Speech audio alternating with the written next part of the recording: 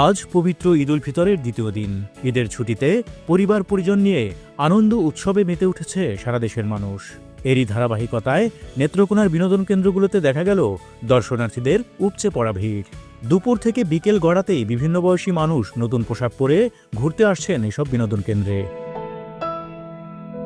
তবে উল্লেখযোগ্য পরিমাণ ভিড় জমেছে নেত্রকোনা জেলা সদরের নির্মাণাধীন বাইপাস সড়কে। এই সড়কটিকে ঘিরে গড়ে উঠেছে নানা রকমের খাবার ও শিশুদের খেলনা সামগ্রীর দোকান। তাই পরিবার পরিজন সহ হাজারো বিনোদন প্রেমীর পদচারণায় মুখর হয়ে ওঠে প্রায় 2 কিলোমিটার সড়ক এলাকা। এখানে চোখে পড়ে টিকটকার ও কন্টেন্ট ক্রিয়েটরদের আনাগোনা।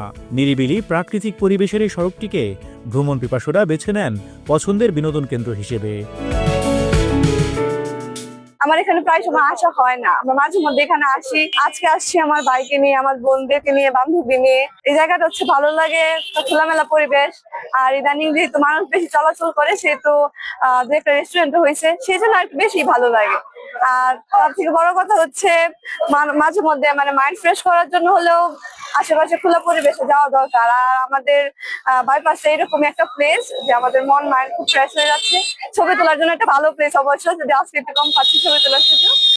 অনেক মজা লাগতেছে, হাজবেন্ড আসছে, বোন আসছে, বোনের হাজবেন্ড আসছে, বাচ্চারা খুব আনন্দ করতেছে, ভালো লাগতেছে অনেক। আমাদের অনেক ভালো লাগতেছে, আমরা এদিকে অনেক মানুষ দেখতে পাচ্ছি, 2টা রেস্টুরেন্ট হয়েছে, অনেক ভালো লাগছে আমাদের।